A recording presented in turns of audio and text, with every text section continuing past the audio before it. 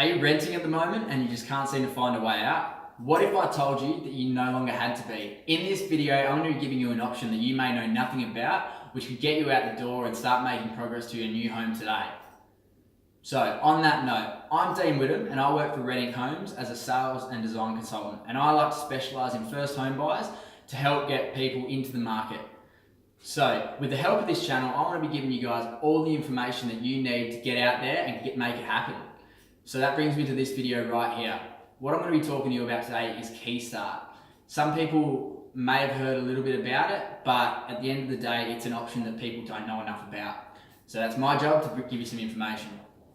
So on that note, what I'm going to talk about first is what it really stems down to is how important it is for you to get into your own home. If you're renting at the moment and it's something that you don't mind doing, you're in no rush to move forward, then Keystart may not be the option for you.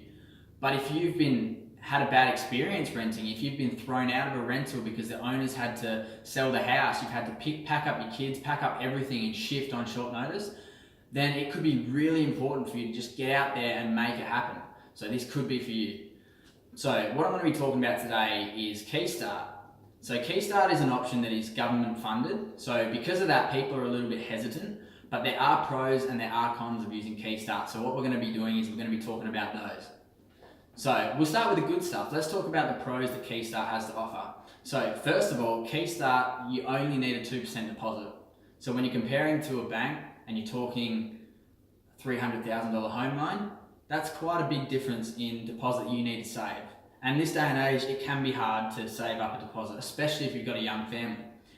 But another thing that goes with that, you don't pay stamp duty if you build with Keystart, and you also have the option of being able to use your first homeowner's grant towards your deposit. So there may be options out there for you right now where you can literally get in with no deposit. But another couple of things is, if you're renting while a house is getting built, well then normally if you go through a bank, you're going to have to be paying installments over the life of the build, which increase as the build progresses.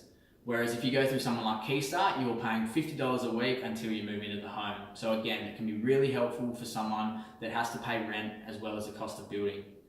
But there are also cons that go along with it. So with Keystart, there are a lot of hoops to jump through to make it happen, but also you've got things such as a higher interest rate, and this is a big put off for a lot of people. You do pay a higher interest when it comes to Keystart, but again, it just stems down to how important it is to getting into your first home and keeping in mind that it is your first home. All it is getting you in the door into something that you own, you can call your own, you can do whatever you like with it, and then in the future you then have that to bounce off.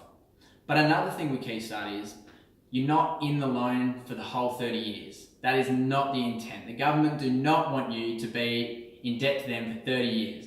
The idea of a Keystart home loan is to get your foot in the door, and then after 3 to 5 years, once you've made enough repayments and there is equity in the house, your broker, providing you've been in touch with a really good one, he should call you. He'll tell you that you have enough value and enough equity in your house to actually go out and refinance through a bank. So then you've been paying these higher repayments for however long, you no longer have to pay that. You get a huge drop in your repayments, and life just gets easier and easier from then on. And from that point on, you own your own home.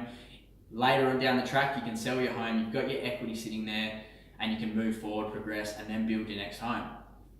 So on that note, I understand that Keystart may not be for everyone.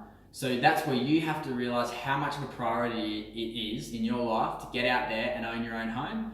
Because if that's the case, you could be in a position to do something about it right now.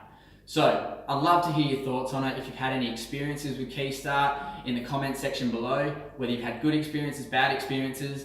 The whole point of this is to help everyone get as much information as they can to then make an educated decision on what they want to do. So comment down below, let me know your thoughts, and I'll talk to you guys soon. Thanks, bye.